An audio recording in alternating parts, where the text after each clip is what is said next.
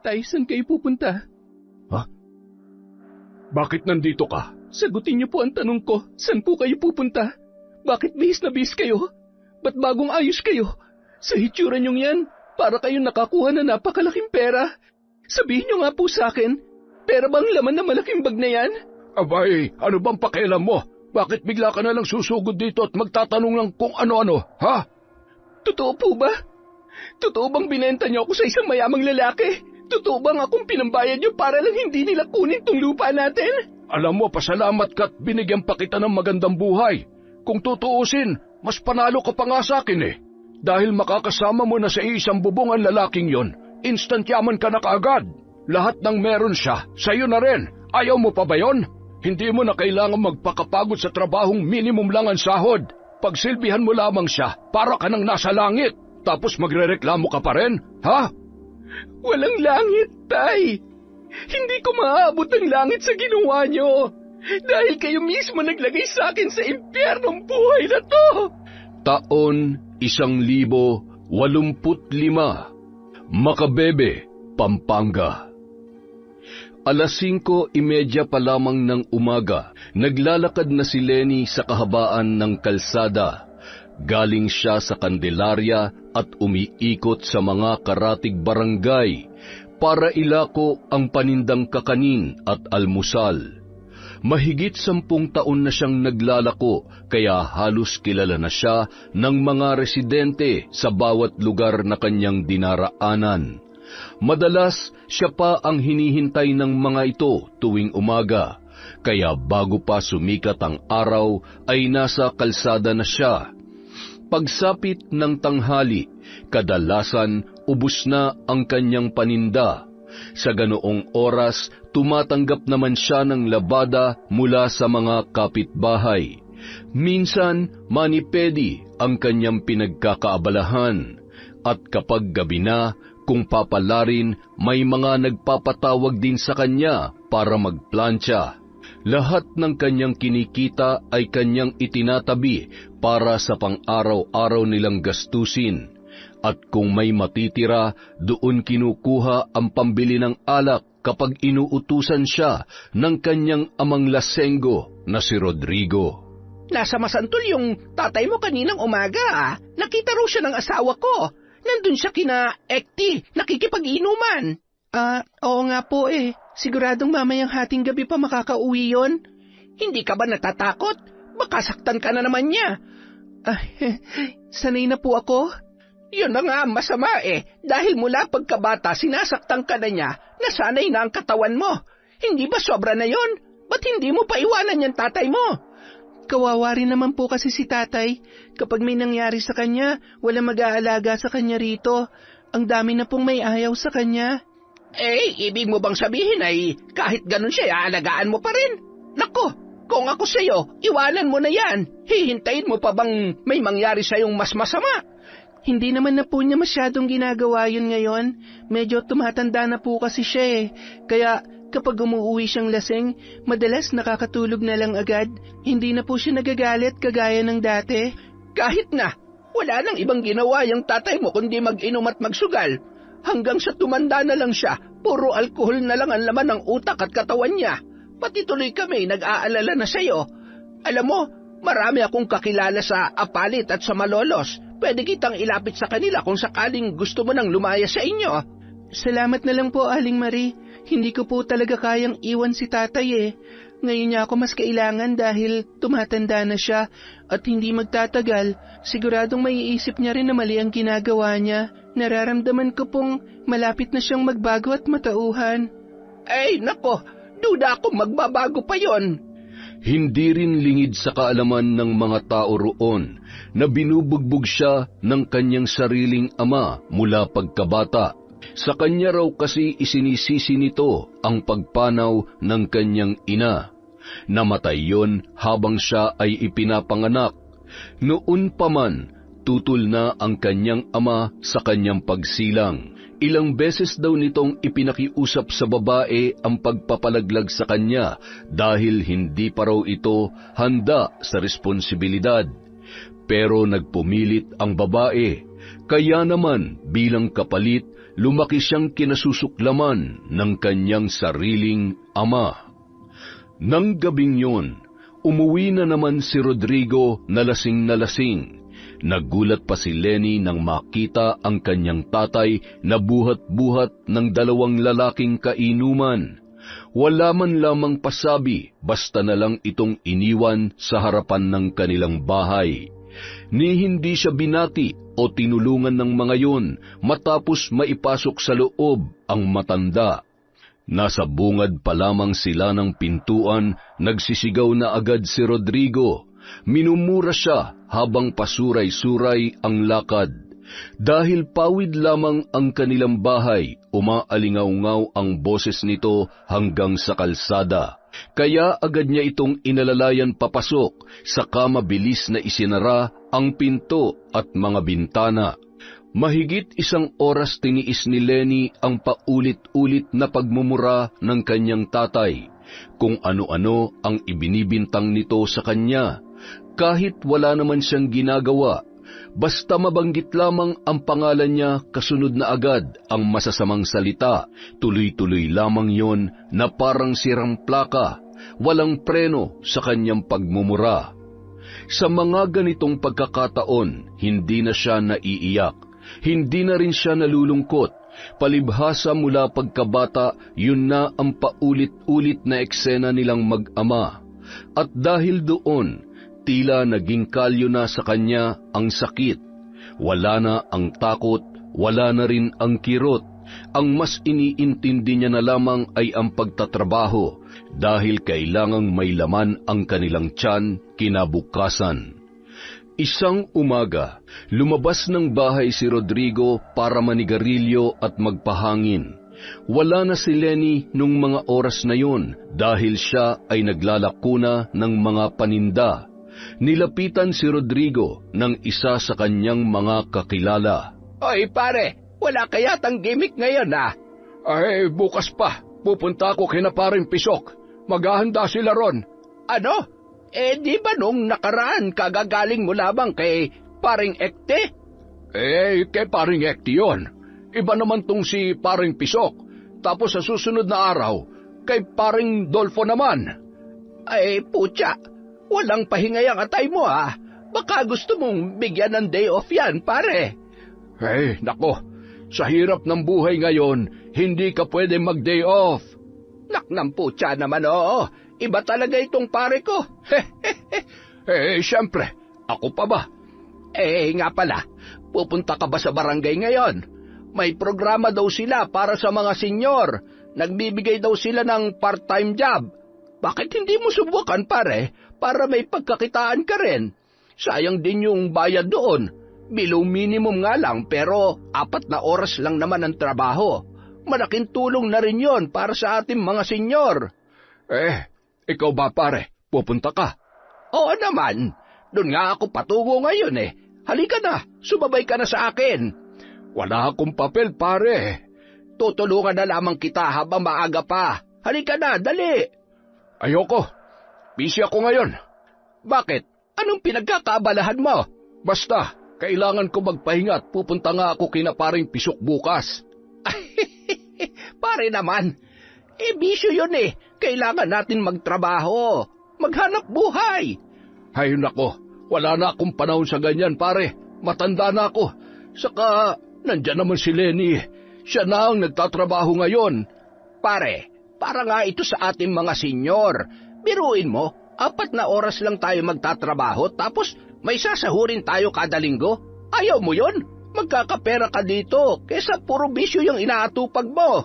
Ay nako, ayoko pare. Kung gusto mo, ikaw na lang.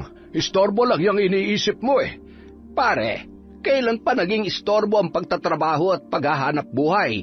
Ang sa akin laang naman, kaysa uminom ka palagi, bakit hindi mo na lang subukan to para may magawa ka rin bukod sa pag-iinom, para makapagpahinga rin ang atay mo? Ayaw mo yon? Magiging mas masigla pa tayong mga senior dahil makakagalaw pa tayo. Malaking tulong din yon. Hindi lang sa pinansyal, pati na rin sa katawan natin. Kaya nga ako papasukin ko ito para kahit papano may libangan din ako, makakapag-exercise pa araw-araw. Kita mo, kahit 65 na ako ay malakas pa rin ang pakiramdam ko. Hindi na ako interesado sa mga ganyan. Retired na ako sa lahat ng paghahanap buhay. Kaya nga hinayaan ko pang mabuhay si Lenny at hindi ko siya tinuluyan noon para siya nang gagawa ng lahat para sa akin. Grabe ka naman sa anak mo, Drigo. Hindi ka man lang ba naaawa sa kanya? Buong buhay niya pinagsilbihan ka na. Bata pa lang siya naghahanap buhay na para sa'yo. Hindi mo na pinagpapahinga yung bata. Hindi man lamang niya naranasang maglaro katulad ng ibang bata dyan dahil pinagtrabaho mo na kaagad. Hindi rin nakapag-aral kaya lumaking hindi marunong magbasa at nahihirapan din magsulat. At ngayong malaki na siya, wala rin siyang ibang magawa kundi ang magtinda, maglako, maglaba at mamalansya dahil yun lang naman ang pinakamadaling gawin dito. Kahit gustuhin man niya magpalit ng ibang trabaho na may mataas na sweldo, hindi niya rin magawa dahil nga wala siyang pinag-aralan. Nahihirapan siya makipagsabayan sa mga kaedad niya ngayon, yung mga nakatapos ng college o high school. Sana naman, bigyan mo rin ng kaunting halaga yung anak mo. Pwede ba? Huwag mo akong pangaralan dito. Kung wala kang sasabihin maganda, umalis ka na lang. Puntahan mo na yung sinasabi mo at magtrabaho ka mag-isa. Grabe ka naman magsalita. Gusto ko lamang naman kayong matulungan. Kung gusto mo, yung anak kong ipasok mo dyan sa trabahong sinasabi mo, wag ako. Siyang bata, siya mas malakas, kaya siyang isama mo sa mga ganyan. Pare, hindi ito pwede sa kanya dahil para lang sa mga senyor. Ito na nga yung pangako ng bago nating mayor, di ba? Ang sabi niya, hindi lang daw siya sa mga bata magbibigay ng oportunidad, pati na rin sa mga matatanda na gusto pang maghanap buhay. Ngayon, kung ayaw mo magtrabaho, meron din silang mga livelihood programs doon na pwede sa atin. Pwede ka rin nilang tulungan magnegosyo kung gusto mo. Ayoko nga sabi, paulit-ulit na tayo. Hindi ako interesado sa lahat ng yan, kaya buti pa umalis ka na. Baka magkaproblema pa tayo dito. Nako, bahala ka nga dyan. Isang araw, pagkatapos maglako ay nagpunta naman si Lenny sa Kaduang Tete. Doon nakatira ang suki niyang si Melissa na laging nagpapalinis ng kuko. Pagkarating niya roon, 5 na agad silang nakapila para sa kanya. Oy, kumusta ka naman? Binubugbog ka pa ba ng tatay mo? Sa kabutihang palad, hindi na po. Nagwawala pa rin siya sa bahay tuwing nalalasing pero hindi na ako sinasaktan. Sana lang po magtuloy-tuloy na. Bakit naman kasi ayaw mo isumbong namin yung tatay mo para maparusahan? Matagal na namin gustong ipakulong yan Ikaw lang tong sinusunod namin dahil palagi mo kaming pinipigilan. Alam niyo naman po ang dahilan kung bakit ayaw ko, hindi ba? Hay nako, dahil naaawa ka sa tatay mo, na pagdating ng panahon wala na mag-aalaga sa kanya. Alam mo, hindi dapat inaalagaan ng mga ganong tao. Naiintindihan ko na magulang mo siya at ayaw mong pagalitan ng sarili mo magulang. Pero sana isipin mo rin ang sarili mo. Ilang beses ka na bang muntik mamatay dahil sa kagagawa ng tatay mong yan? Kaya nga po patuloy ako nagdarasal na sana magtuloy-tuloy ang hindi niya pananakit sa akin kapag nalalasing siya. Hay nako, kapag inulit pa niya ang ginagawa niya sa'yo, lumapit ka na lang sa salamin ni Apong Lusing. Ha? Apong Lusing? Di ba malapit lang kayo dun sa abandonadong Spanish house sa Candelaria? Opo. Hindi mo pa ba alam ang kwento doon? Yung tungkol sa salamin na hindi raw nasisira, na nasa kwarto nung namatay na matanda ron. Alam ko po yon pero hindi po ako masyadong naniniwala sa mga ganong kwento. Panakot lang naman nila yun sa mga bata dati, di ba? Para hindi sila pumasok sa bahay. Ang dami kasing pumapasok dun dati tapos nagnanakaw ng mga antigong gamit. Hay nako, totoo yon. Alam mo bang marami nang natulungan yung salamin ni Apong Lusing? Talaga? Pati po ba kayo naniniwala din doon? Aba, bakit hindi? May kakilala ko dati na napatunayang totoo ang kwento tungkol sa salamin. Teka, anong salamin yan, ha? Yung misteryosong salamin dun sa kwarto ni Apong Lusing. Nandun yun sa haunted house sa Candelaria. Yung Hacienda Luisita. Ayon kasi sa mga kwento, mula na mamatay yung matanda, naglaho raw ang katawan niya at wala nang nakakaalam kung saan napunta. Kaya nga naiwan na yung bahay na yon at naging abandonado. At magmula rin noon, bigla na lang may nagpaparamdam doon sa salamin na yon. Kapag may nagtatangkang pumasok doon at magnakaw, may nakikita raw silang nakakatakot na matanda. Eh di si Apong Lusing na yon na nagmumulto, di ba? Saka nung nabubuhay pa yon, ang balita mambabarang siya. Kaya hindi na ako nagtataka kung bakit ang daming kababalaghan sa bahay na yon. Eh ano naman yung sinasabi mong maraming natulungan?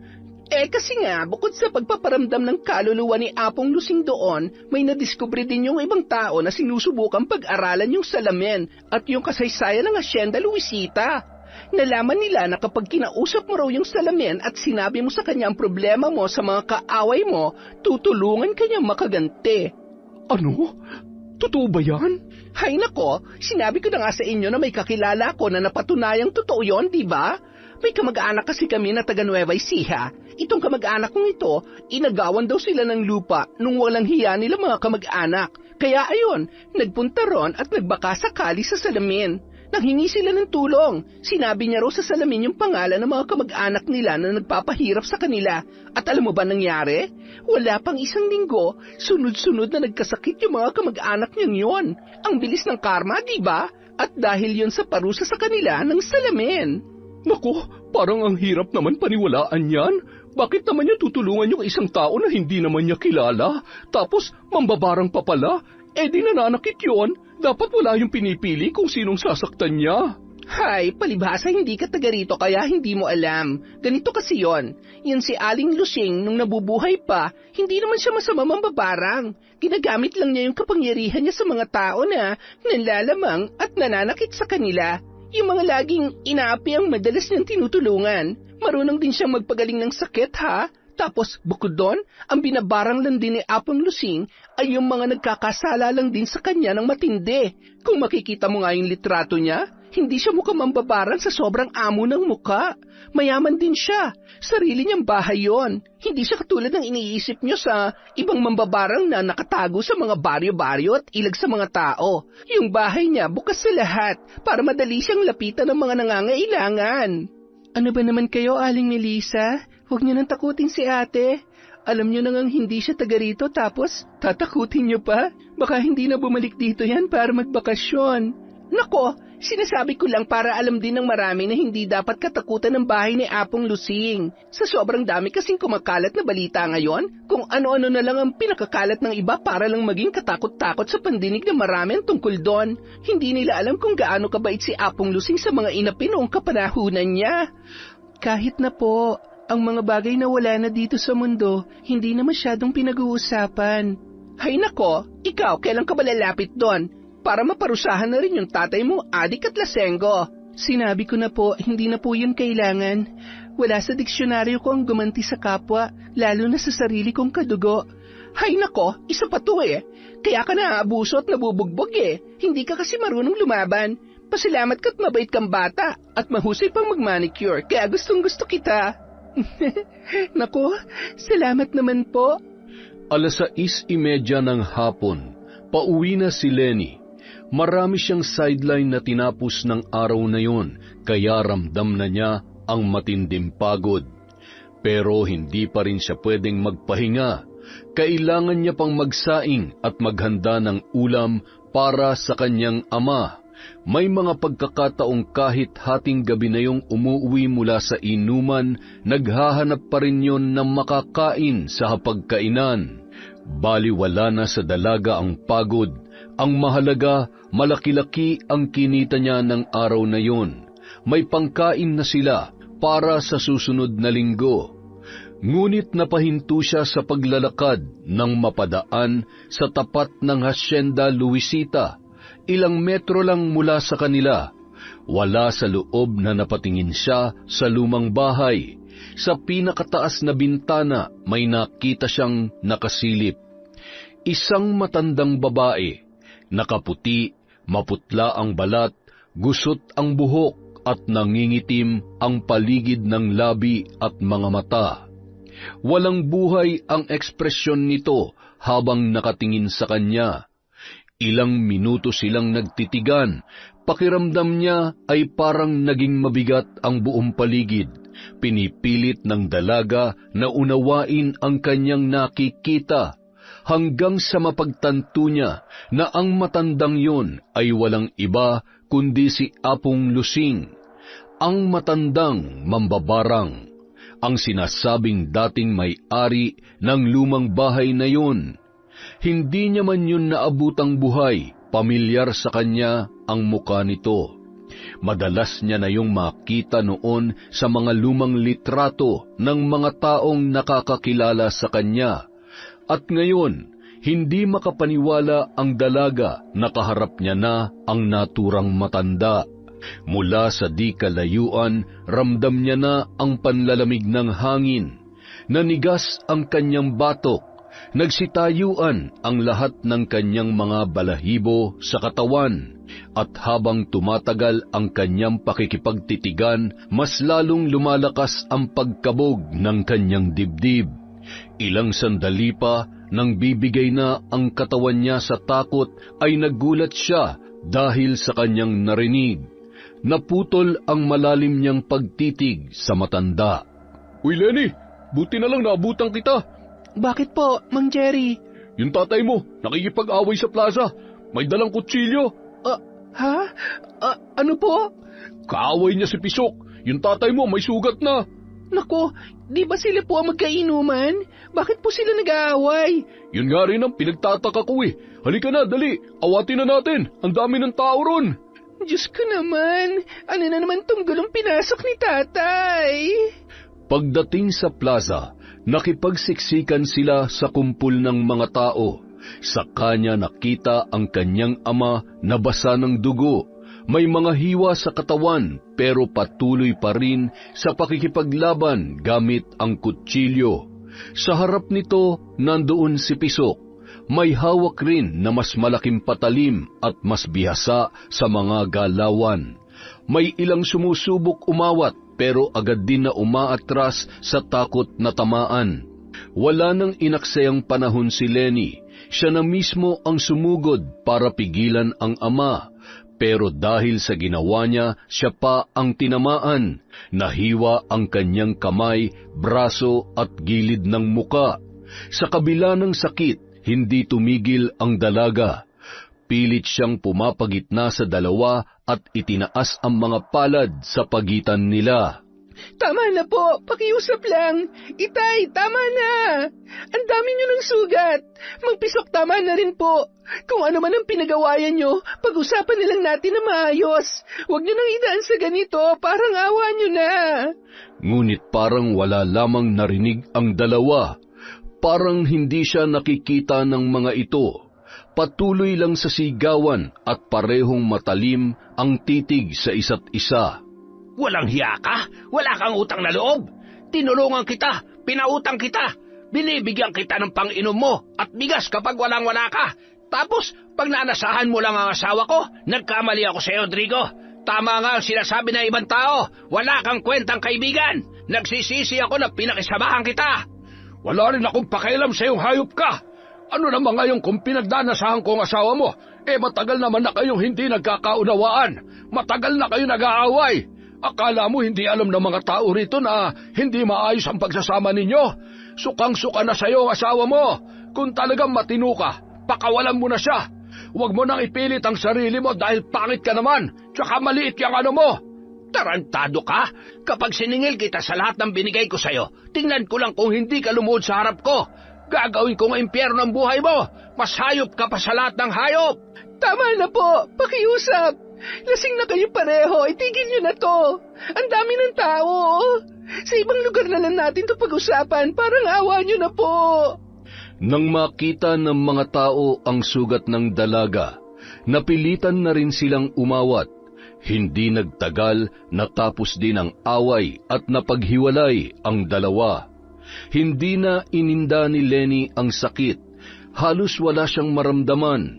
Ang buong atensyon niya ay nasa kanyang ama na di hamak na masugatan, duguan at halos hindi na makatayo. Pagka-uwi nila sa bahay, muli pang nagwala ang kanyang ama.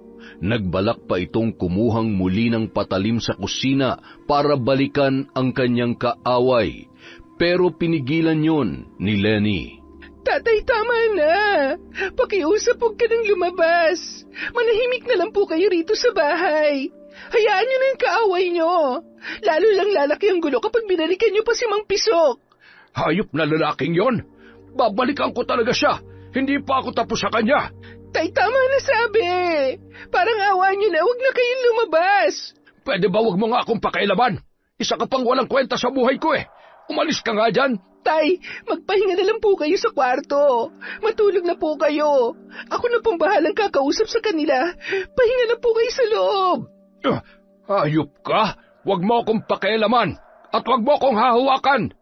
Hindi na nakapagsalita pa si Lenny dahil sa sampal na yon. Akala niya yun na ang pinakamasakit na kanyang mararamdaman. Ilang saglit lamang sa kanya na nalipat ang galit ng kanyang ama, kaya muling naulit ang pambubugbog sa kanya. Matapos ang ilang buwan na pagkakapahinga niya mula sa pagmamaltrato nito, naulit na naman ang kanyang kinatatakutan. Siya naman ang pumapalahaw ngayon at nanghihingi ng saklolo dahil sa pananampal, panununtok at pananabunot na ginagawa ng kanyang tatay. Kung gulpihin siya ni Rodrigo ay parang hindi siya tao. Tatay, tama na po! Kinabukasan, nakasuot ng itim na belo si Lenny paglabas ng bahay.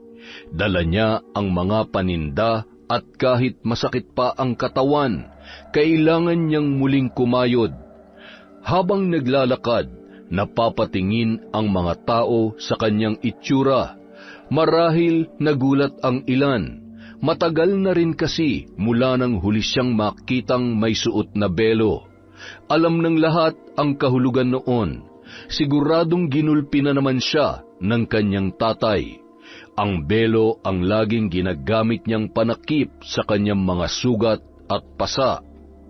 Bakas ang awa at pag-aalala sa mata ng iilan, pero gaya ng dati, wala pa rin silang magawa. Lahat sila ay takot kay Rodrigo. Kaya bilang tahimik na pagsuporta sa kanya, bumibili na lang sila ng kanyang mga paninda. Pagdating sa bayan, pumwesto siya sa tapat ng simbahan. Habang abala sa pagsilbi sa mga customer, may isang sasakyang pumarada sa gilid. Hindi niya ito pinansin sa una dahil nakatuon ang isip niya sa kanyang pagtatrabaho. Pero nang makaalis na ang mga tao, wala sa loob na napalingon siyang muli rito. Doon siya napatda. Mula sa driver's seat, bumaba ang isang pamilyar na lalaki. Walang iba kundi si Bong, ang kababata at matalik niyang kaibigan. Matagal na rin itong nawala matapos lumipat ang pamilya nila sa Maynila. Hindi niya akalain na magkikita pa silang muli sa probinsya. Lenny, ikaw ba yan? Bong, ikaw ba yan? Grabe, Lenny, ikaw nga. Ala, kumusta ka na? Eto, mabuti naman, pero seryoso, nagbalik ka na?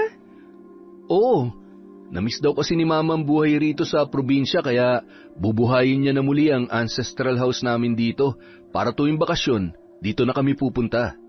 Ganun ba? Grabe, akala ko hindi na tayo magkikita. Ako nga rin eh, at dito pa talaga tayo nagtagpo sa simbahan, kung saan tayo unang nagkakilala dati. Di ba? Grabe talagang maglaro ang tadhana, no? Grabe ka rin mag-isip, pero kumusta naman ang buhay sa Maynila? Ayun, sobrang busy kasi ako nang humahawak sa isa sa mga kumpanya ni Papa. Medyo lumuwag ngayon ang mga trabaho namin lahat kaya nagkaroon kami ng time na makapunta rito para maipaayos yung ancestral house. Ganun ba? Hanggang kailan naman kayo rito? Matagal-tagal din, siguro mga ilang buwan. Marami kasing aasikasuhin si Papa rito eh. Kabilang na yung mga lupain niya. Tutulungan ko siya sa pag-asikaso ng mga yon. Grabe, big time ka na pala. Hindi naman. Ikaw ba? Anong trabaho mo ngayon? Ito, nagtitinda ako. Wow, ang sarap niyan. Di ba yan yung kinakain natin dati? Oo. Ikaw ba nagluto niyan? Yung iba, oo, pero yung iba, binibili ko lang din tapos binibenta ko. Sige nga, pabili ako. Namiss ko to eh. Lalo na itong tibok-tibok saka putong nasi. Teka, ilang taon na ban lumipas mula nung huli akong makakain nito? Alam mo, nagulat talaga ako sa'yo. Sobrang laki na ng pinagbago ng buhay mo. Nakakahiya na nakita mo pa ako ng ganito. Ano ka ba? Wala kang dapat ikahiya. Marangal yung ginagawa mo kaya ituloy mo lang. Ikaw pa rin yung Lenny na hinahangaan ko dati dahil sa taglay mong talino, tapang at pagiging matapat. Alam mo kung tatakbo ka lang na presidente, ikaw ang iboboto ko. Dahil sa leader na tapat, aangat ang buhay ng lahat. Grabe ka naman. Malabong mangyari yan. Hindi nga ako nakapag-aral kaya hindi na natuloy yung pangarap kong maging abogado o public servant. Kailangan kong unahin ang paghahanap buhay. Bakit? Hindi ka ba pinag-aral ng tatay mo? Hindi Alam mo na sigurong dahilan, diba? Kahit ikaw, saksi ka rin sa ginagawa niya sa akin dati. Teka, hanggang ngayon sinasaktan ka pa rin niya? Kaya ba nakatakip ka ng ganyan? Hayaan mo na. Okay lang naman ako. Ang mahalaga, nakakakilos pa rin ako para makapagtrabaho. Hayaan mo. Bigyan mo ako ng panahon. Iisipin ko kung paano kita matutulungan para makapag-aral ulit. Alam ko, may scholarship kaming ino-offer under ng company ni Papa May grades nga lang na kailangan pero alam ko namang maipapasa mo yun. Salamat, Bong, ha? Pero nakakahiya naman. Baka ayaw na rin sa akin ng mga magulang mo lalo na kapag nakita nila na ganito ang kalagayan ko. Ano ka ba? Hanggang ngayon yata nanonood ka pa rin ng mga telenovela kaya kung ano-anong iniisip mo Oo, mayaman na kami, pero hindi kami masama at nanghahamak ng iba. Kaya ng ginagawa ng ibang mayayaman sa mga teleserye. Kung makikita ka lang ni na mama at papa ngayon, siguradong matutuwa yun. Medyo busy nga lang sila kaya kahit ako hindi ko mahagilap. Pero promise, hindi mangyayari ang iniisip mo. Mababait yung mga yun. Kung sabagay, kahit nung mga bata pa tayo, sila pa mismo nagpapapasok sa akin sa bahay nyo kahit marumi yung mga paa ko. Tapos, nung nakabasag pa ako ng mamahaling baso, umiyak ako kasi akala ko mapapagalitan nila ako. Pero kinausap ako ng mama mo hanggang sa tumahan na ako. Nakakatuwa namang marinig na hindi sila nagbago. Hanggang ngayon mabait pa rin sila. Kaya kung ano man ang pinagdadaanan mo ngayon, huwag kang mahihiya magsabi sa akin dahil tutulungan kita. Kung gusto mo mag-aral, sabihin mo lang. Maraming alam si Papa na pwede kang ipasok. Salamat, Bong, kaso mas kailangan ko muna talagang unahin tong pagtitinda ko. Dito lang kasi ako kumukuha ng pang-araw-araw namin. Ganun ba? Kung trabaho palang hanap mo, sige, ako na rin ang bahala dyan. Sasabihin ko kay Papa, tapos sasabihan na lang kita. Maraming negosyong hawak yon kaya sigurado isa sa mga yon pwede ka niya maipasok. Salamat talaga. Hindi na naman ako makahinga sa sobrang saya. Huwag ka nang mahiya. Pero tungkol pala sa tatay mo, kung hanggang ngayon sinasaktan ka pa rin niya, hindi ba dapat may gawin na tayong aksyon dyan? Hindi pwede na palampasin na lang lagi ang ginagawa niya. Alam mo, ayoko na muna sanang gumawa ng kahit anong aksyon tungkol kay tatay. Ayokong lalo siya magalit sa akin.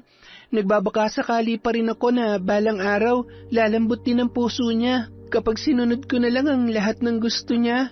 Ano ka ba? Huwag kang umasa na magiging mabait pa siya kung hahayaan mo lang siyang saktan ka. Lalo lang masasana yun. Alam ko mapagmahal ka sa magulang dahil ang isa sa mga pangarap mo ay maranasang mahalin ka ng tatay mo, di ba? Pero base sa sitwasyon mo ngayon, mukhang malabo pa mangyari yun. Kaya sana, hayaan mong tulungan din kita sa problema mo sa tatay mo. Pero ano naman ang gagawin natin sa kanya? Alam mo kasi, kapag may ibang trabaho ka na, baka lalo ka lang niyang abusuhin. Baka kung saan-saan lang niya dalhin ang perang iuuwi mo tapos ikaw tong mawawalan. Paano ka makakapag-ipon para sa future mo? Kahit hindi pa nangyayari, alam kong ganun ang gagawin ng tatay mo. Kaya para maiwasan, kailangan mailayo muna natin siya sa'yo o ikaw ang makalayo sa kanya. Ha? Anong ibig mong sabihin? Kapag kasi nahanapan ka na ng bagong trabaho ni Papa, kakailanganin mong bumiyahe at lumipat dun sa lugar kung saang branch ka malalagay. Mapapalayo ka sa Papa mo pero mas giginhawa naman ang buhay mo. Dahil bukod sa kikita ka na ng malaki, makakawala ka na rin sa pagmamalupit niya. Ayaw mo ba nun? Kung yun ang makakatulong para mabigyan ko ng magandang buhay si tatay, okay lang din sa akin. Naniniwala ako na kapag marami na rin akong pera, mas maraming paraan na ako magagawa para matulungan siya magbago. O sige, magkita ulit tayo bukas. Eto nga palang number ko. Yung sa'yo ba? Sorry Bong, pero wala akong cellphone eh. Alam mo naman. Sige, ayos lang. Hindi bale. Dito na lang ulit tayo magkita sa simbahan, kung okay lang sa'yo. Oo naman, lagi naman akong dumadaan dito eh, dahil may mga suki rin ako dito. Sige, baka nakakaabala na ako sa'yo. Gusto sana kitang isama sa lakad ko, kaso hindi mo rin pwedeng iwanan ng mga paninda mo rito. Kaya bukas na lang ulit, ha? Hihintayin kita. Salamat, Bong. Maraming salamat talaga. Ingat ka sa lakad mo. Pupunta ako dito bukas, magkita tayo. Kinahapunan, maagang naubos ang paninda ni Lenny. Dahil doon, nakauwi rin siya na mas maaga para tumuloy pa sa iba niyang sideline. Isa na rito ang pamamalansya sa bahay ni Aling Ledesma. Kanina pa ito nagpabook sa kanya. Alam nito na marami ring umaagaw sa kanyang serbisyo at dahil medyo malayo ang bahay nito, hindi madaling puntahan kaya kailangan niyang paglaanan ng oras. Grabe? Talaga ba?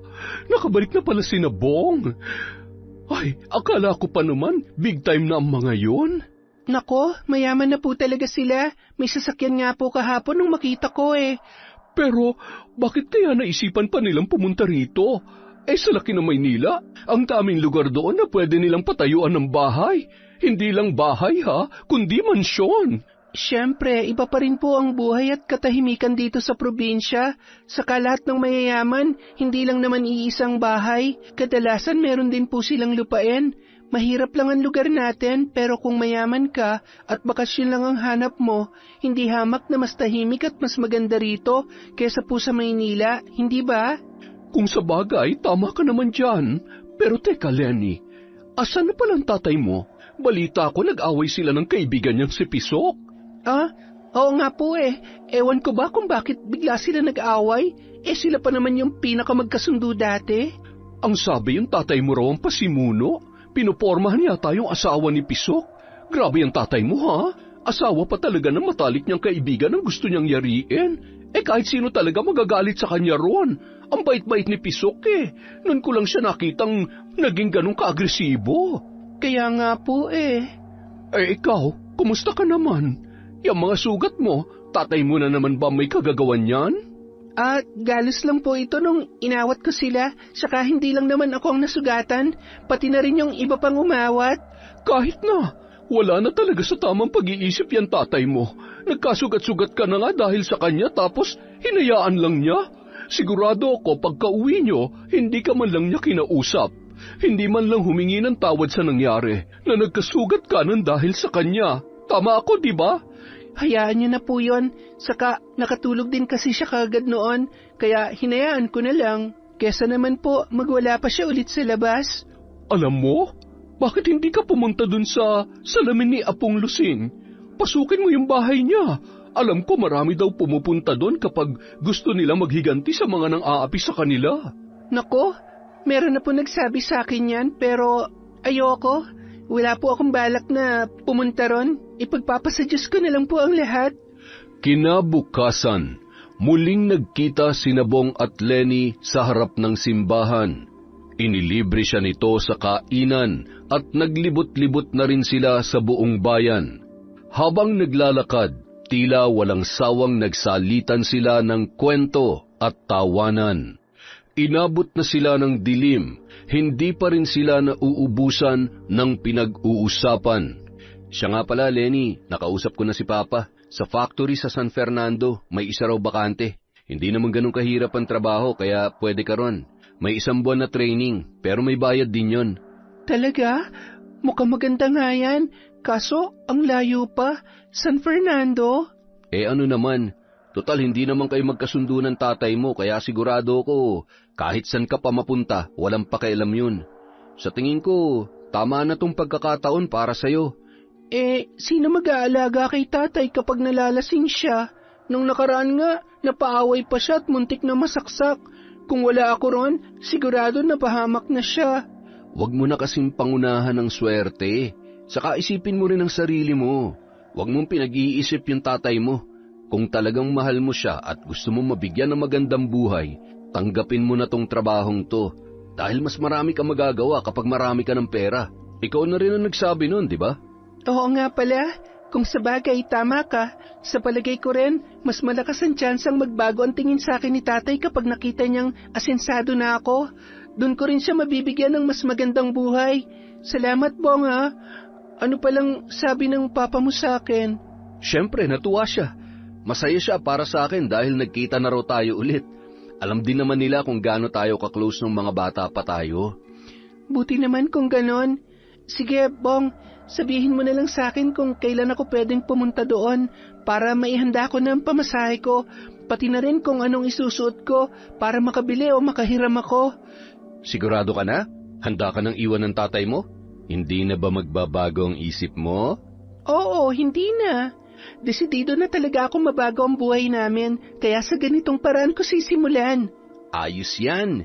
Mabuti naman at naliwanagan ka na rin na hindi mo kailangan magpakaalipin sa tatay mo. Ilang araw pa ang lumipas bago naglakas loob si Lenny na kausapin ang kanyang ama. Naabutan niya ito sa mesa, tahimik na kumakain ng tanghalian. Habang hindi pa yon umaalis, sinamantala niya na ang pagkakataon. Tay, magpapaalam lang po ako. Simula sa Lunes, magkakaroon na po ako ng bagong trabaho. Medyo malayo po, sa San Fernando. Ano naman ngayon? Kapag kasi nagsimula na po ako ron, lagi na po akong wala rito sa bahay, mula umaga hanggang hapon. At dahil sa layo ng biyahe, baka lagi na rin po akong gabihin ng uwi. Pero tinanggap ko na rin po yung oportunidad dahil mas malaki ang makukuha ko rito kesa sa pagtitinda ko. Oras na sumweldo na po ako at mas marami na tayong magiging pagkain dito, may papaayos ko na rin yung ibang mga butas sa bahay at mas marami na rin po ako may bibigay sa inyo. Wala akong pakialam kahit saan lupalop ka pa magpunta. Basta kung ano man ang kikitain mo dyan, dapat hatian mo ko. Dapat mas malaki ang sakin. Maliwanag? Opo, kaya ko nga po gagawin to para din sa inyo, Tay. Kaya sana po, habang wala ako rito, sana wag na kayong makikipag-away ulit ha. Yun lang naman po ang inaalala ko. Sana... Wala kang karapatang pakialaman ang buhay ko. Wala kang pakialam sa mga ginagawa ko. Sarili mong buhay ang pakialaman mo. Magtrabaho ka, bigyan mo ako ng pera. Yun lang. Kahit kailan hindi naman kita pinakailaman ah. Pasensya na po, Tay. Pero maglalakas loob na rin po akong sabihin to.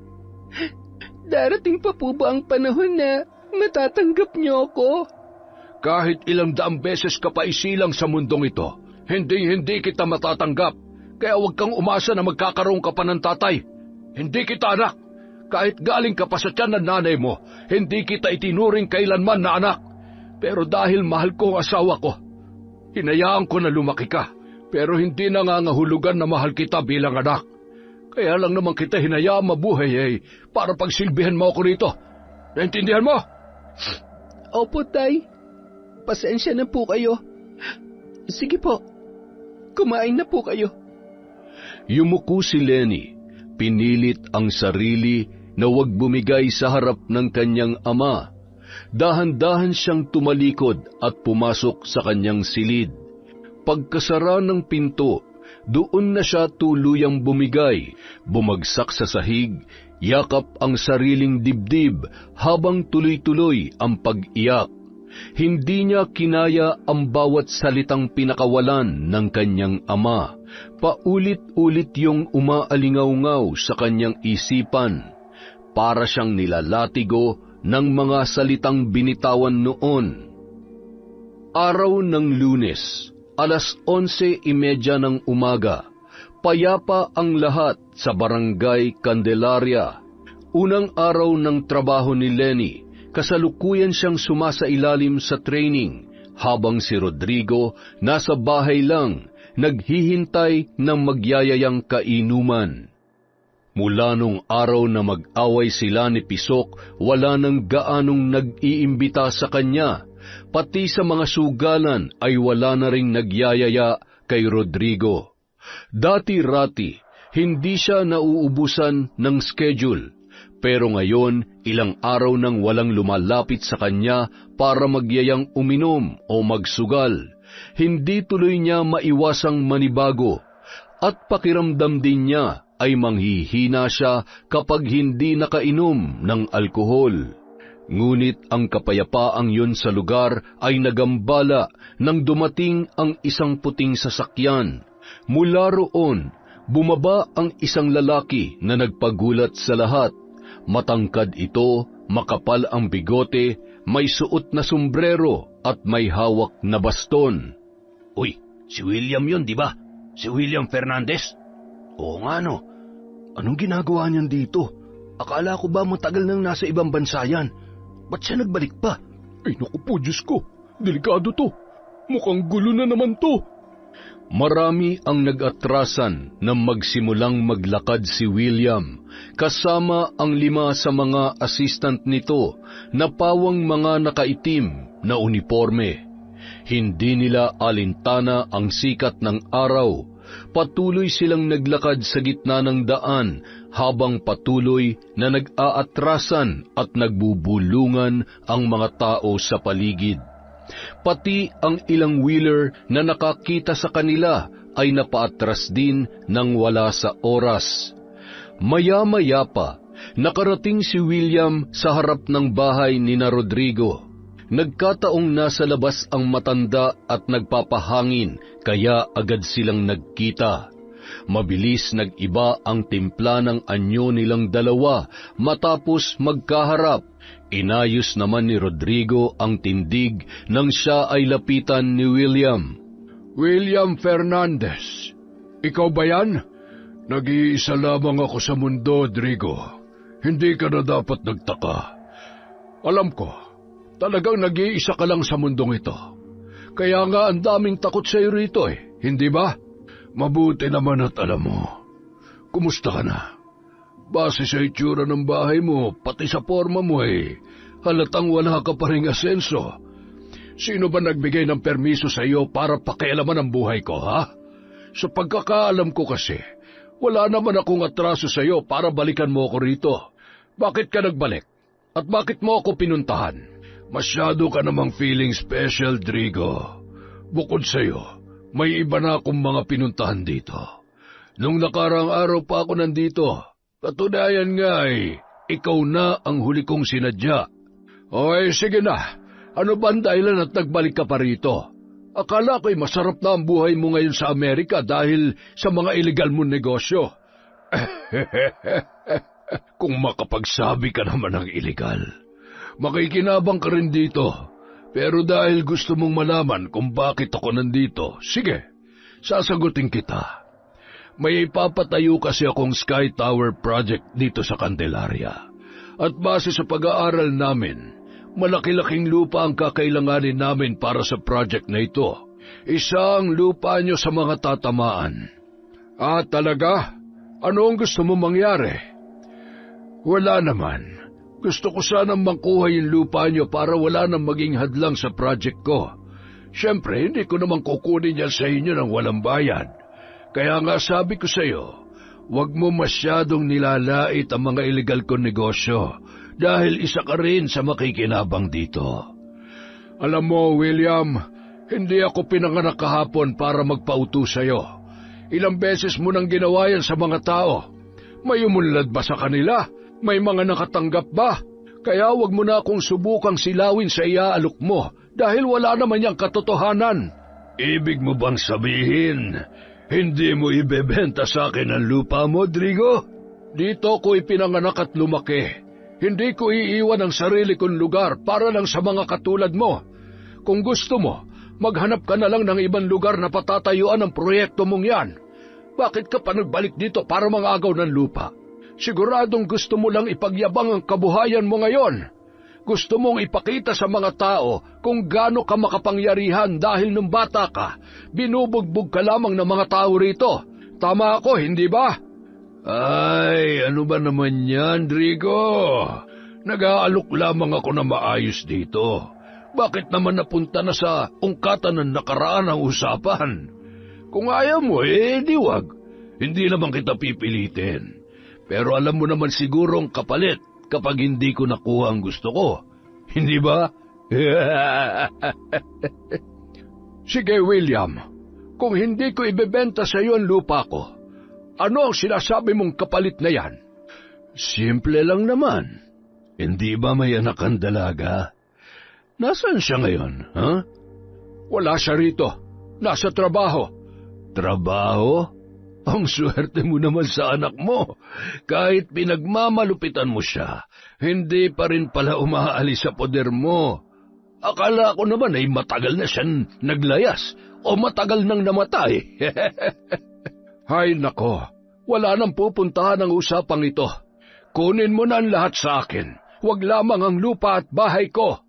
Ah, ganon? Kunin ko lahat sa'yo? Anong ulit ang pangalan ng anak mo? Lena ba? Lenny. Gusto mo si Lenny? Sige, ibibigay ko siya sa'yo. Total, wala naman akong pakialam sa babaeng yun eh. Iyong-iyo na siya. Matagal ko na rin naman siyang gustong mawala sa buhay ko. Ah, ganun ba? Kung yan ang gusto mo madali naman akong kausap. Sigurado ko na hindi ka magsisisi, Drigo. Ay, nako. Alam mo na hindi tatalab sa akin ang kahit anong paninindak mo, William. Dahil minsan na kitang natalo sa suntukan ng mga binata pa tayo. Wala kang laban sa akin eh. Kaya kahit gaano ka pakayaman ngayon, walang magagawa yan kapag binali ko ang mga buto mo. Pero pagdating sa anak ko, wala kang magiging problema sa akin dahil kahit anong oras, handa ako na ibenta siya kahit kanino. Pero sinasabi ko sa'yo, hindi mura si Lenny, ha? Walang problema. Kung gusto mo, sweldohan pa kita buwan-buwan eh. Gusto ko lang din magkaroon ng babaeng makakasama. Nakakalungkot din kasi kapag puro pera na lamang ang nahahawakan ko. Gusto ko ring makahawak ng babae. Naiintindihan kita dyan. Alam ko naman din na kahit gaano ka pakayaman, walang babaeng pumapatol sa iyo dahil isinumpa ka yata. Pero huwag ka mag-alala. Sasabihin ko sa iyo ang schedule ng anak ko sa trabaho niya. Pagkatapos, kayo na ang bahala kung paano niyo siya kukunin. Pero siguraduhin mo lang na maibibigay mo sa akin ang halagang kailangan ko. Sige, tsaka na natin pag-usapan ng lupa. Magkano bang gusto mo? Gaya ng ipinangako ko sa iyo, ibibigay ko ang halagang gusto mo kapalit ng anak mo. Tapos meron ka pang buwan-buwan na makukuha sa akin bilang benepisyo. Basta, wala nang bawian ha. Oras na mapasaki na si Lenny, hindi mo na siya pwedeng bawiin. Kahit na bayaran mo pa ako para tanggapin siyang muli sa buhay ko, hindi ako papayag. Kaya iyong-iyo na siya. Isaksak mo sa baga mo hanggang sa labasan ka. Ayos. Dahil nagkakasundo na tayo, pupunta na ako sa iba ko pang kliyente. Sige, gagawa lang ako ng adjustment sa Sky Tower project dahil mukhang hindi ko na yun maipapatayo rito. Buti na lang at naalala ko kung gaano kaganda ang anak mo kaya makakalusot ka sa akin ngayon. Ay, kapag naaalala ko talaga ang batang yon, napakaganda niya. Pagkatapos umalis ni na William kasama ang kanyang mga tauhan, doon lang lumuwag ang dibdib ni Rodrigo. Aminado siya na kahit natalo niya na yun dati sa suntukan, may takot pa rin siyang nararamdaman sa pwede nitong gawin sa kanya. Mabuti na lamang may anak siya na handa niyang ibenta kahit kanino. At nagkataon na kursunada yon ng lalaki, kaya hindi na siya nahirapang kumbinsihin ito na huwag isama ang kanyang lupa sa bibilhin noon. Sa mga sumunod na araw, muli silang nagkita ni William at personal nitong iniabot sa kanya ang halagang hinihingi niya kapalit ng kanyang anak. Ayan, 20 million. At buwan-buwan may 20,000 ka sa akin. Siguro naman wala ka nang magiging angal dyan, hindi ba? Sinunod ko lang yung halagang hinihingi mo. Ano ka ba? Walang problema sa akin to. Ayos na ako rito. Salamat dito, William, ha? Buti na lang tumupad ka sa usapan natin at hindi mo ko itinulad sa ibang kinakausap mo na pinapatay mo lang para makatakas ka sa mga pangako mong hindi mo natupad. Ay, ano ka ba? Kahit magkaiba na ang mundong ginagalawan natin ngayon, hindi pa rin nawawala ang pagkilala ko sa iyo bilang pinakamalakas at pinakamatapang na lalaki rito sa lugar na to. Kahit nga yung mga dating gang ay takot na takot sa iyo, di ba? Pero teka, ito na ba yung anak mo ngayon? Yang nasa picture? Oh, siya yan. Maganda, di ba? Artistahin. Birhen pa yan, kaya siguradong tiba-tiba ka dyan. Kuhang-kuha niya talaga ang lahat ng gusto ko sa panlabas na anyo ng isang babae. Hindi na ako makapaghintay na maangkin siya, Rodrigo. O sige, mula ngayon sa'yo na siya. Nakasulat dito ang schedule niya sa trabaho, pati ang pangalan ng kumpanyang pinapasukan niya ngayon sa San Fernando. Lahat yan nabanggit niya sa akin at natandaan ko lang. Kayo nang bahala kung paano niyo siya kukunin. Basta simula ngayong araw, ayoko nang makita pa siya rito. Ayoko nang uuwi pa siya rito. Maliwanag? Ang usapan ay usapan, Drigo. Makakaasa ka dyan. Walang palya. Matapos ang kanilang pag-uusap, umalis na si William. Wala namang pinagsisihan si Rodrigo sa kanyang ginawa. Lalo pa siyang natuwa at parang maglalaway sa gutom habang pinagmamasdan ang malulutong na perang nakalagay sa isang magandang bag. Sa sobrang dami noon, hindi niya na alam kung ano ang unang bibilhin para sa kanyang sarili. Pagsapit ng gabi, kasalukuyang naglalakad si Lenny patungo sa sakayan ng mga jeep nang bigla siyang harangan ng isang puting van. Pagbukas ng pinto, agad nagsitakbuhan ang 5 kalalakihan patungo sa kanya. Nakatakbo pa siya pero hindi rin nagtagal ay nahuli siya ng mga yon. Sinubukan niyang pumalag, ngunit sa isang suntok lamang ng lalaki sa kanyang sikmura, agad na siyang nawalan ng malay. Nang magising ang dalaga, natagpuan niya ang kanyang sarili sa isang malaki at malambot na kama. Napapalibutan ng mamahaling kagamitan ang paligid, at lahat ng nakikita niya sa bawat sulok ng silid ay pawang magagara. Biglang nagbukas ang pintuan. Tumambad sa kanya ang isang matangkad na lalaking nakahubad. May makapal na bigote at kahit may edad na ang itsura, halatang batak pa rin sa ehersisyo ang katawan. Gising ka na pala, Lenny. Sino ka? Anong ginagawa ko rito? Nandito ka sa bahay ko. Huwag ka matakot. Hindi naman ako nangangain ng tao. Baka nga, masarapan ka pa sa gagawin ko. Wag! Hindi! Pakawalan mo ako! Huwag ka nalang magwala o manlaban para hindi na tayo magkaroon pa ng problema. Sino ka ba? Anong kailangan mo sa akin? Nandito ka dahil pag-aari na kita. Kaya pwede kong gawin ang lahat ng gusto ko sa'yo. Hayop ka! Wala kang karapatang gawin to sa akin at sa kahit na sinong babae. Meron, dahil binili na kita. Pero grabe, ang ganda mo pala talaga sa personal. Ngayon lang kita nakita ng ganito. Tulang! Saklala! Kahit anong sigaw mo rito, walang makakarinig sa'yo kundi ako lang. Kaya kung gusto mo pang makalabas dito, huwag mong painitin ang ulo ko, ha? Madali naman akong kausap eh. Basta pagbigyan mo lang ako. Parang awa mo na. Maawa ka sa akin. Pakiusap. Gaya ng sinabi ko, kung gusto mong payagang kitang makalabas pa rito at makapasok sa trabaho mo, pagbigyan mo lang ako. Walang masamang mangyayari sa'yo.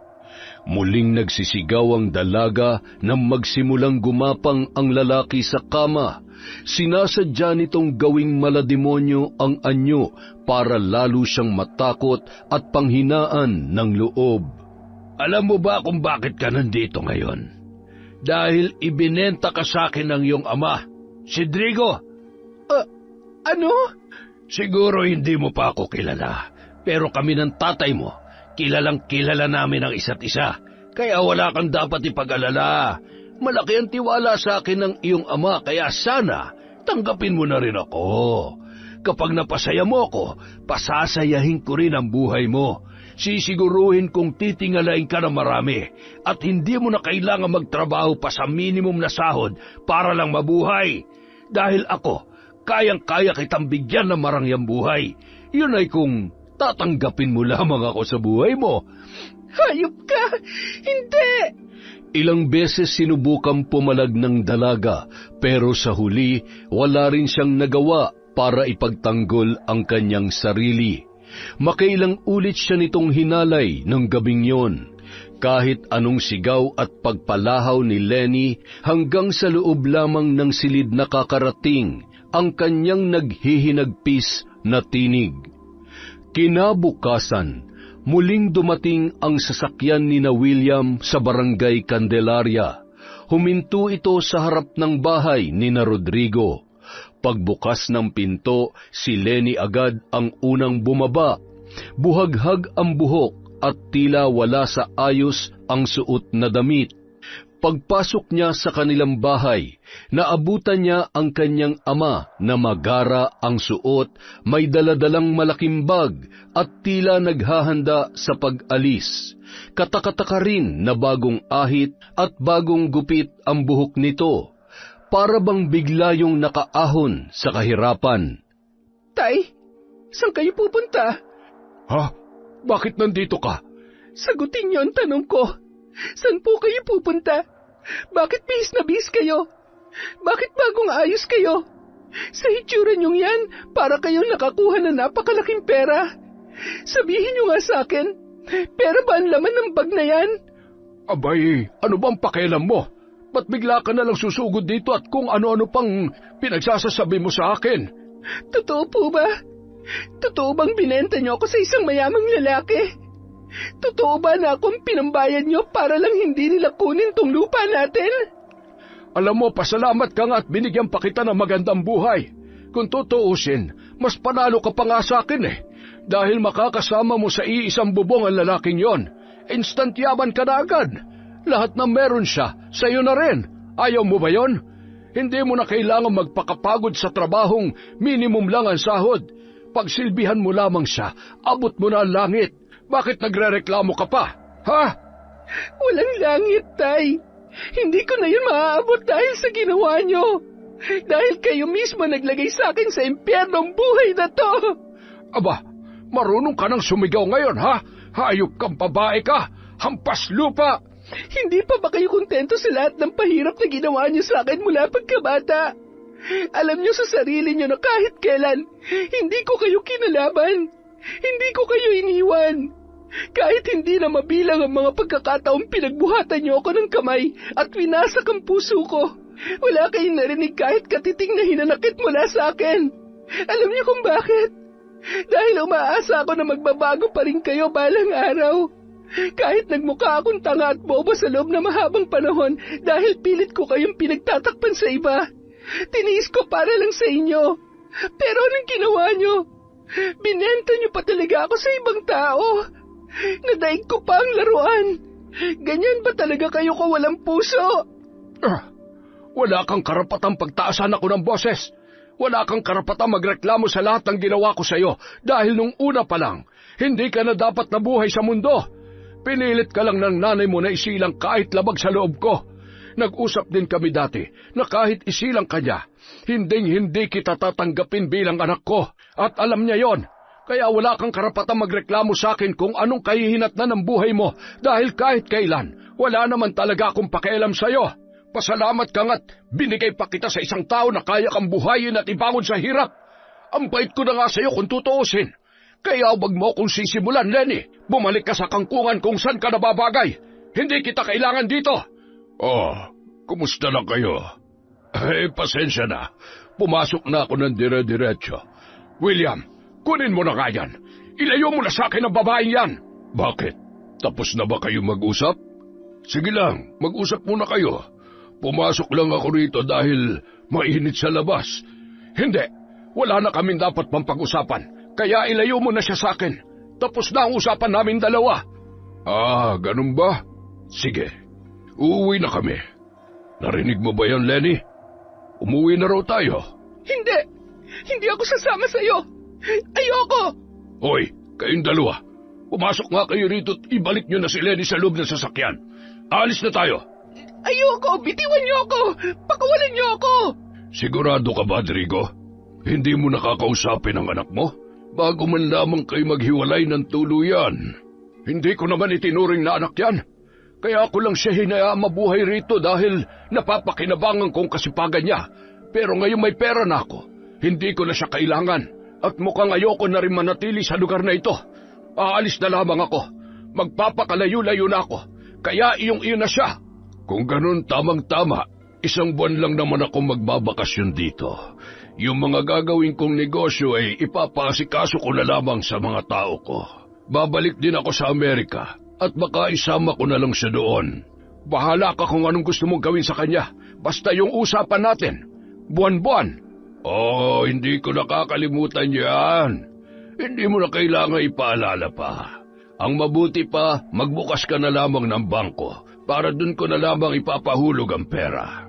Sige, magpapaturo ako. Salamat, Trigo. Sa wakas, may naibigay ka ring isang bagay na magiging malaking kapakinabangan para sa akin. Ayoko! Tay! Pigilan niyo sila, Tay! Anak niyo pa rin ako! Manahimik ka nga dyan! Nabibingin ako sa'yo! Tay! Tay, ano ba? Napakasama niyo! Isinusumpa ko, hindi kayo magiging masaya! Siraulong to! Bahala ka sa buhay mo! Mayaman na ako! Kaya niyo ako ipagpalit sa pera? Pues, sisiguruhin kong hindi niyo yun magagamit. Isinusumpa ko kayo! Mamatay ka na! Buwisit ka! May pasumpa-sumpa ka pang nalalaman! Mawala ka na sa buhay ko! Hanggang sa paglabas ng bahay, walang patid sa pagwawala si Lenny. Hindi na niya alintana ang mga taong nakatingin sa kanila. May iba pang nagtangka na lapitan siya, pero natigilan din sila dahil natatakot ang mga ito kay William. Ang sinumang bumangga sa lalaking yon ay daig pa ang nag-alay ng sariling buhay kay kamatayan. Kaya wala ring nagawa ang mga tao kundi ang mapaiyak na lamang habang pinagmamasdan siyang pinagtutulungang ipasok sa loob ng sasakyan na parabang basurang itatapon. Di nagtagal, umalis na rin ang grupo ni William. Sa muling pagbabalik ni Lenny sa bahay ng lalaki, mas tumindi pa ang kanyang kalbaryo.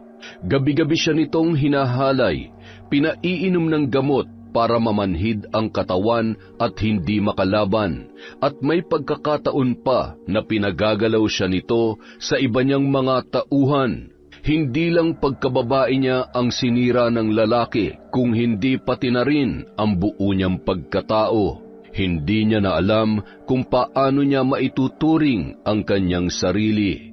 Ang masaklap pa noon, hindi siya ginagapos ng lalaki. Hinahayaan lang siyang makagala sa bawat sulok ng mansyon at pati na rin sa labas ng hardin. Pero hindi rin niya magawang makatakas dahil napakataas ng bakod. Isang araw, walang kabuhay-buhay siyang naglakad at lumabas sa likod ng bahay patungo sa malawak na hardin. Wala siyang ibang ginawa roon kundi ang maupo, maglakad, umupong muli at amuyin ang mga bulaklak. Ang hardin lang na ito ang nagbibigay ng ginhawa sa kanya kahit papaano dahil sa mga mababangong halimuyak ng mga imported na bulaklak. Dito lang din siya nakakasagap ng sariwang hangin na kahit papaano ay nakakapawi sa bigat ng kanyang dinadala. Sa kalagitnaan ng kanyang pagmumuni-muni, bigla siyang nakarinig ng isang pamilyar na boses. Laking gulat niya nang masilayan ang lalaki. "Lenny!" Bong, anong ginagawa mo rito? paano ka nakapunta rito? Dumaan ako sa likod ng dalayap. Yun kasi ang alam kong pinakamalapit na lugar dito sa mansyon ni Don William eh. Teka sandali, huwag kang didikit sa gate na yan. Meron yung kuryente. Alam ko, kilala ng pamilya kong pinanggalingan ni Don William, kaya kabisado ko ang galawan niya. Pero bakit ka nagpunta rito? Masyadong delikado, tsaka paano mo nalaman na nandito ako? Ang dami nakakita sa iyo noong nakaraang linggo kung paano ka kinaladkad ng mga tauhan niya. Balita ko nga, ang tatay mo pa mismo nagbenta sa iyo eh. Totoo ba yun? Ayoko sana malaman mo to, pero oo, totoo lahat na narinig mo, Bong. Binenta ako ng sarili kong ama sa walang hiyang lalaking yun. Hayop talaga siya. Wala siyang kwentang ama. Walang kwentang tao. Ang sarap niyang sapakin. Salamat sa pagbisita, Bong. Pero hindi ka dapat magtagal dito. Baka mahuli ka pa nila. Hindi rin talaga ako magtatagal, Lenny. Ayoko mahuli nila tayo at baka kung ano pang gawin nila sa'yo. Pero gusto talaga kitang makita. Ilang beses ko nang sinubukang pumasok dito eh. Ngayon lang ako nagkaroon ng pagkakataon. Salamat, Bong. Maraming salamat talaga. Siya nga pala, kaya rin ako nagpunta rito para ibalita sa'yo na hinahanap na ng kapulisan ng tatay mo. Isinumbong na namin siya sa mga pulis, kaya hindi magtatagal. Pananagutan niya ang lahat ng ginawa niya sa'yo. Maraming tumistigo kaya tumibay ang ebidensya laban sa kanya. Kaso nga lang... Bakit, Bong? Ano naging problema? Si Don William, hindi namin kayang banggain eh. Pasensya ka na, Lenny ha. Kahit ang pamilya ko wala ring magawa. Dahil sobrang yaman talaga ng Don William na yun. Kayang-kaya niyang baligtarin ang sitwasyon. Kaya para madaig natin siya, kailangan pa natin makahanap ng mas malaking butas sa kanya. At yun ang gagawin ko habang nasa labas ako. Gagawa ako ng paraan para mapabagsak siya. Ikaw naman, magpakatatag ka. Magtiis ka lang muna rito. Alam kong masakit pero hanggat maaari, huwag ka munang manlaban para hindi ka saktan ng walang hiyang yun. Hindi pa itong huling pagkikita natin, Lenny. Babalikan kita. Oo, Bong. Hihintayin kita. Maraming salamat. Pero may isang paraan akong naiisip. Isang mas mabilis na paraan kung gusto mong makalaya ka agad. Ano naman yun? Alam kong mahirap pero pwede mo bang lambingin si Don William? Ano? Gawin mong lahat para payagan kanya makalabas. Kahit saglit lang. At magagawa mo lang yun kapag nakuha mong tiwala niya. Alam kong mahirap gawin pero yun lang ang nakikita kong paraan para makalabas-labas ka dyan. At kapag nagawa mo na, puntahan mo yung salamin ni Apong Lusing. Siguro ito na ang tamang pagkakataon para humingi ka ng tulong sa kanya. Mahirap kalaban si Don William. Kahit ang kapulisan, kayang-kaya niyang kontrolin. Ang salamin na lang ni Apong Lusing ang pag-asa natin. Pero, totoo ba talaga yon? Wala namang mawawala kung susubukan mo, di ba? Tsaka, kahit hindi mo to gustong gawin, kailangan mo pa rin talagang kunin ang tiwala ngayon ng lalaking yon para hindi ka niya higpitan. Pag nagkataon, mahihirapan na tayong magkita at makapag-usap pa. Sige, susubukan ko. Matagal na pinag-isipan ni Lenny kung gagawin ba niya ang suhestyon ng kanyang kaibigan. Pero bigla siyang mayroong naalala. Sumagi sa isip niya ang araw kung kailan niya nakita ang kaluluwa ni Apong Lusing sa bintana ng lumang bahay. Hindi kaya isa yung pahiwatig na mayroong katotohanan ang kwento tungkol sa misteryosong salamin. Nawawalan na siya ng pag-asa at sa sitwasyong yun, lahat ng paraan ay handa niyang gawin, makalaya lamang sa demonyong matanda. Pagkalipas ng ilang linggo, nagkaroon ng pagkakataon si Lenny na makalabas. Kahit labag sa kanyang kalooban, pinilit niyang kunin ang tiwala ng lalaki sa pamamagitan ng hindi pagpalag tuwing siya ay ginagalaw nito. May mga pagkakataon na tumutugon din siya sa bawat halik at haplos ni Don William. Sinakyan din niya ang biro ng ibang mga tauhan, hanggang sa mapaniwala niya ang lalaki na tanggap niya na nga ito mula sa kanyang puso.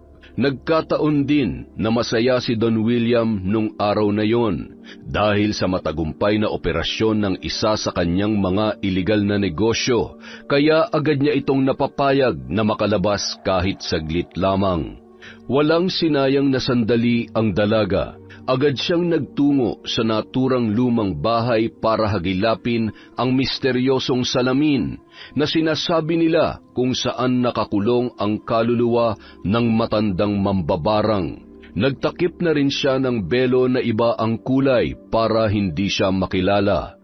Sa loob, marahan niyang pinagmasdan ang paligid na punong-puno ng mga luma at antigong kagamitan na halos pamahayan na ng matinding sapot at alikabok.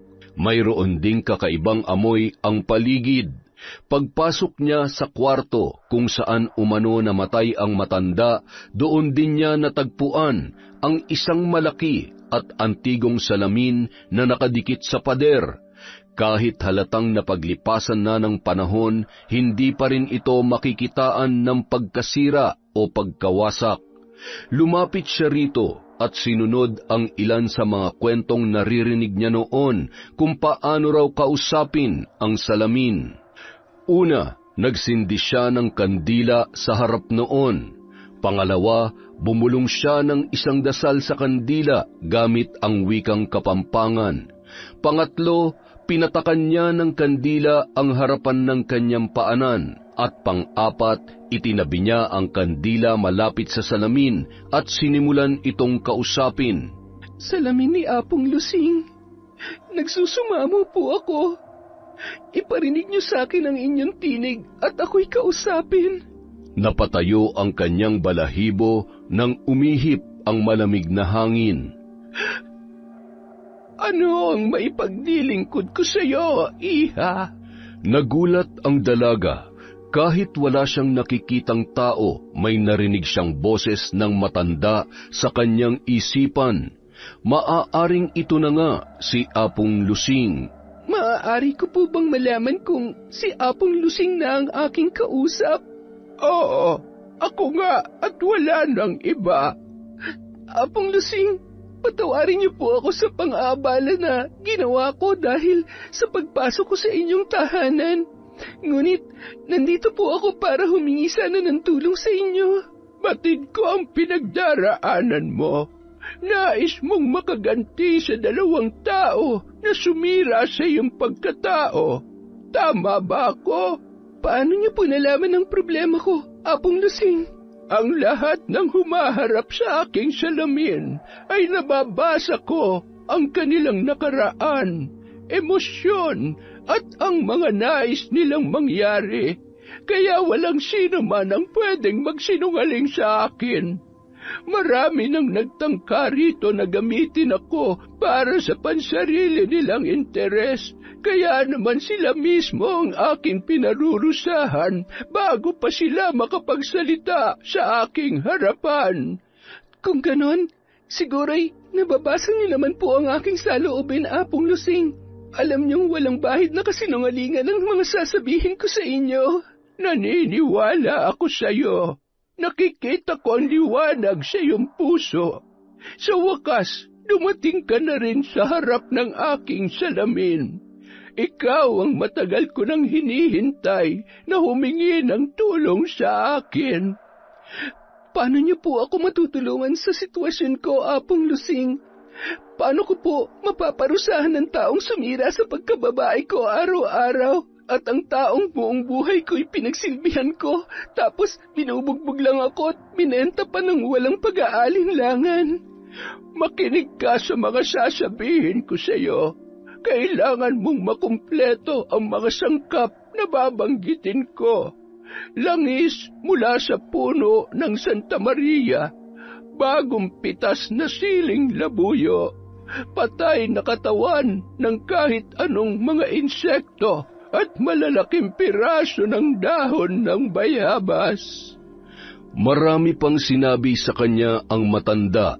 Nang matapos ang kanilang pag-uusap, hindi na rin siya nagtagal doon.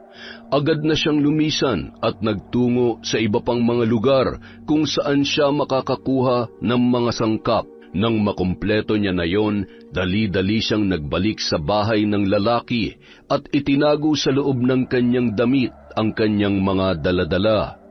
Nang makahanap ng tiyempo sa mga sumunod na araw, doon niya isinagawa ang ritual na sinabi ng matanda. Habang wala pa si William at ang mga tauhan nito, sinamantala na niya ang kanyang pag-iisa sa kusina. Nagpakulo muna siya ng tubig sa isang kawa at habang hinihintay yung kumulo, isa-isa niyang tinutusok ng toothpick ang katawan ng mga patay na insekto at idinikit sa gitna ng mga dahon na kanyang pinitas. Inihilera niya ang mga ito sa lamesa at isa-isang pinatakan ng kandila habang sinasambit ang orasyon na itinuro sa kanya ng matanda. Pagkatapos ng orasyon, dinurog niya ang siling labuyo at hinalo sa kumukulong tubig. Ilang saglit pa, ibinuhos niya sa mangkok ang langis na nakuha mula sa katawan ng mahiwagang puno ng Santa Maria. Pagkatapos ay pinatakan niya yon ng kandila. Inihalo niya rin ito sa kumukulong tubig. Binalikan niya na ang mga insekto. Nang matuyo ang kandila sa katawan ng mga yon, doon niya isa-isang tinanggal ang mga toothpick at magkakasamang dinurog ang mga yon sa palayok. Nang maghalo na ang durog na dahon at katawan ng mga insekto, inihalo niya na rin yon sa kumukulong kawa.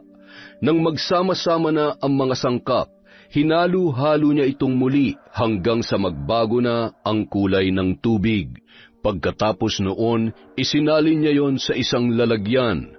Habang wala pa ang mga kasama sa bahay, sinamantala niya ang pagkakataon.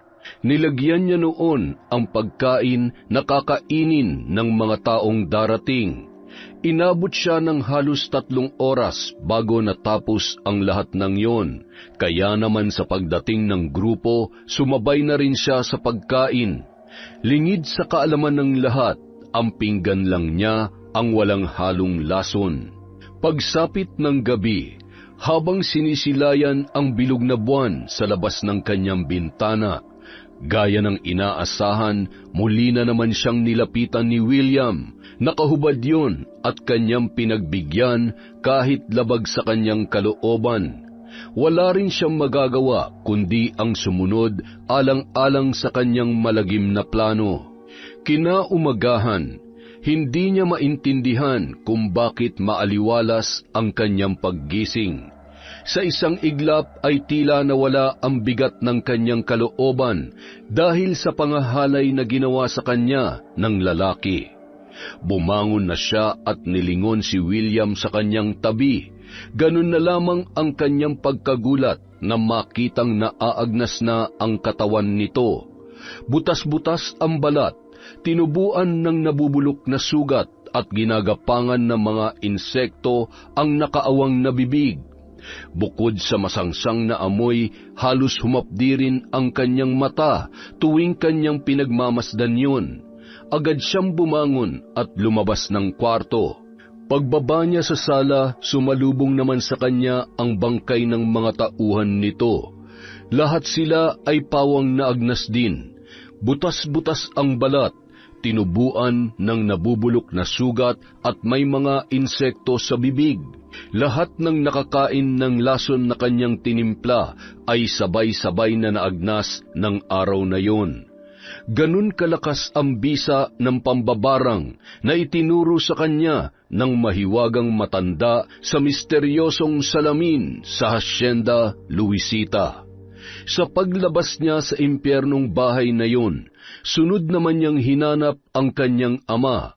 Dahil sa ginawa nito sa kanya, wala na rin siyang natitirang awa. Ilang oras niya rin yung hinanap. Natagpuan niya yon sa madalas nitong pinupuntahan sa kabilang bayan.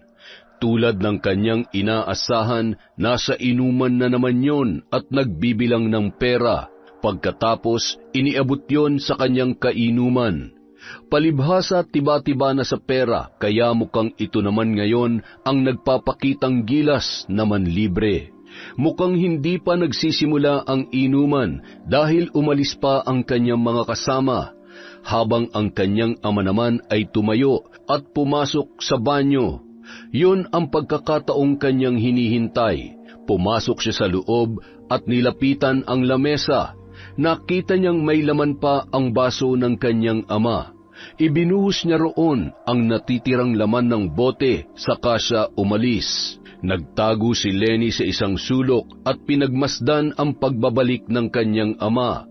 Nakita niyang umupo muli yun sa pwesto at ininom ang natitirang laman ng baso. Doon lang siya tumayo at naglakad papalabas ng bar. Kagaya ng nangyari kay William, ilang sandali lamang matatapos na rin ang buhay ng kanyang ama. Kinabukasan, habang siya ay naglalakad, isang balita ang nasagap niya sa mga tindera ng isda sa palengke. Uy, nabalitaan niyo ba? Patay na raw si Rodrigo. Talaga? Bakit? Ano raw ang nangyari? Ay nako Diyos ko, hindi ko alam kung nakulang ba o nabarang. Pero kung nakita niyo lang yung katawan niya kaninang umaga, ay Diyos ko po, siguradong babangungutin ka. Bakit? Ano ba kasi nangyari? Ay nako, natagpuan na lang na punit-punit ang balat. Merong mga sugat tapos parang naagnas na raw kaagad. At ang matindi pa, may mga insekto na gumagapang sa kanyang bibig. Ay nako! Hindi na tinapos ni Lenny ang pakikinig sa usapan. Nilisan niya na agad ang palengke at nagtungo sa bahay ng matandang mambabarang. Gaya ng ibinili ng matandang babae sa salamin, kailangan daw niyang magbalik doon sa sandaling matapos na ang parusang ipapataw niya sa 2 tao na kanyang kinamumuhian. Inulit niya ang ritual para muling makausap ang matanda. Makapangyarihang salamin ni Apong Lusing, nagsusumamo ako sa iyo. Iparinig mong muli sa akin ang iyong tinig at ako'y kausapin. Makalipas ang ilang sandali, muli siyang nakarinig ng boses sa kanyang isip habang nakatitig pa rin sa kanyang sariling refleksyon. Ikinagagalak kong makita kang muli. Kung ikaw ay nagbalik dito, nangangahulugang natapos mo na ang iyong misyon. Naparusahan mo ng 2 tao na salot sa iyong buhay. Tama ba ako? Tama po kayo, mahal na Apong Lusing. Ipinagpapasalamat ko po ng buong puso ang inyong pagtulong sa akin. Sa wakas, malaya na po ako sa kanila. At ito na rin ang tamang panahon para ako'y makalaya rin sa salamin na ito. Salamat at natagpuan kita, Iha. Ikaw ang perpektong instrumento para ako'y muling makatawid sa mundo ng mga tao at magkaroon ng sariling katawan. Ano po? Ano pong ibig niyong sabihin, Apong Lusing? Sa lahat ng mga lumapit dito, sa iyong pagkatao ko lang nakita at naamoy ang pinakamalakas na sangkap para makabalik akong muli sa mundo. Ang iyong puso at kaluluwa ang magbibigay sa akin ng katawan upang muling mabuhay. Kaya ako'y kinulong ang aking sarili sa salaming ito upang hintayin ang panahon na makatagpo ng isang katulad mo na magiging instrumento para ako'y mabigyan ng panibagong katawan. Pero wala po ito sa usapan natin, Apong Lusing. Lingid sa kaalaman ng lahat. Oras na ako ay humiling sa isang mortal. Hindi mo ito pwedeng tanggihan. Dahil sasapitin mo rin ang kaparehong sumpa at sakit na iyong ibinigay sa mga taong pinarusahan mo ng malupit na barang. Kaya hindi ka pwedeng tumanggi sa aking kahilingan. At ang hiling ko ay ikaw ang maging bago kong katawan.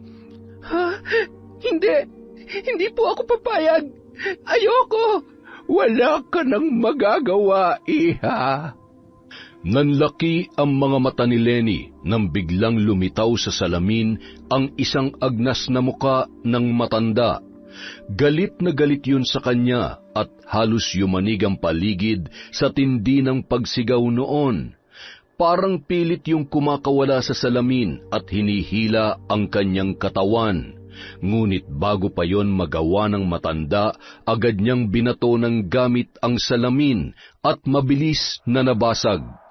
Batid niya na hindi ito nawawasak at mabubuuring muli, kaya naman pinaghandaan na niya ang kanyang pagbabalik doon. Lingid sa kaalaman ng matanda, nakapagtanong na siya sa ibang tao tungkol sa karanasan nila sa paglapit sa salamin. Ayon sa kanila, may pagkakataon daw na bigla yung humihiling ng kung ano-ano matapos matupad ang kanilang misyon.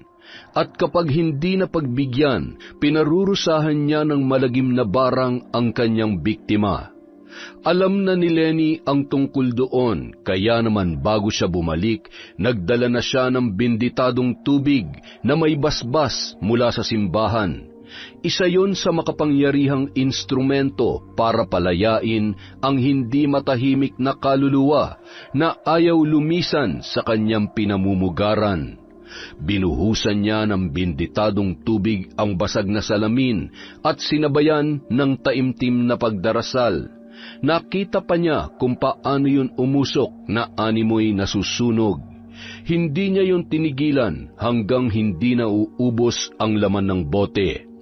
Pagkatapos, hinalughog niya rin ang buong silid hanggang sa matagpuan niya ang ilan sa mga librong ginagamit ng matanda sa pambabarang. Sinunog niya ang lahat ng yun, pati ang iba pang kagamitan na maaaring pagmulan ng kapangyarihan. Sa paglabas ng dalaga, hindi na yun muling lumingon pa at nilisan na ang lugar. Yon ang lupit ng mambabarang sa likod ng salamin. Maraming salamat po ulit sa walang sawang pagsuporta sa Kwentong Enteng. Dahil dyan, meron po ulit tayong shout out. Simulan natin kay Cinderella Faith Tams. Hello po kay Jennifer Sacris, kay Ariana Fia Vitale, kay Roslyn Jimenez, sa Alde Family of Negros Occidental from Rico Alde. Hi po kay Josefina Fuelias. Hello kay TVJ Rosie Hedorio.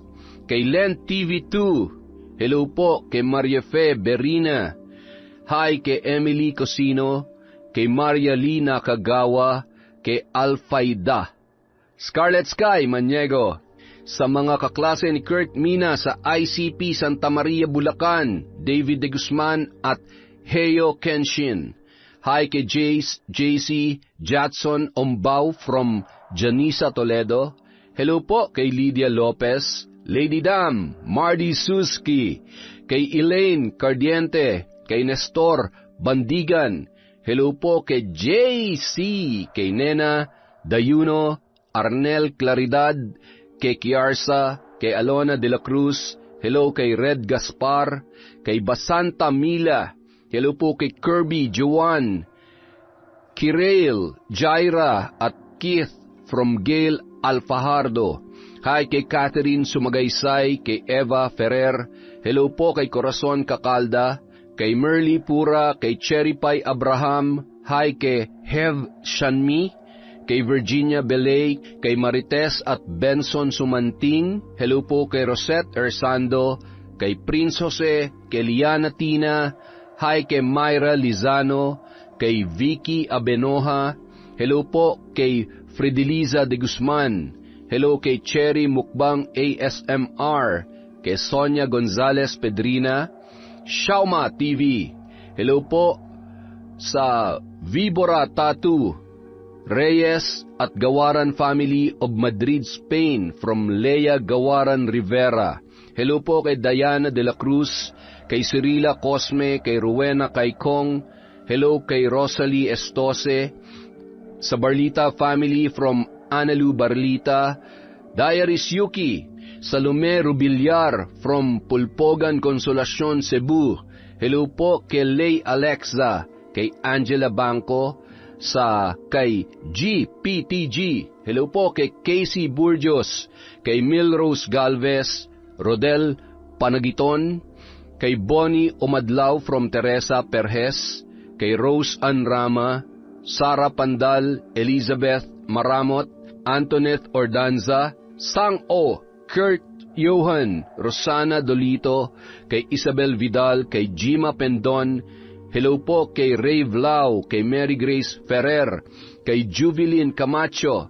Hello kay Gemma De Leon, kay Tita Tessie, Ami Almonte, Lynette Reparado, Merly Fatalia, Teresita Toralba, Ami Viray, Hana Caballes. Hello kay Michelle Espinar, kay Marilu Jerico, kay Josefina Jimenez, kay Nora Humantok, kay Janet Cantiga, Luzminda Esteves, kay Arsham TV, kay Charissa May Estelioso, kay Jules Puno Balingon, kay Lady Diocades, kay Elvira Blanco from Antique, hi po kay Ryan Banyago, kay Pastor Estebar Lugod Caballes at Buhay Family from Blue 90. Hello po kay Mila Oraya, kay Cerilo at Marjorie Ruelan from Emily Paran, kay Susie Kiaman, kay Carlos Lasala at kay Jeffrey Keliste. Maraming salamat po mula sa Kwentong Enteng.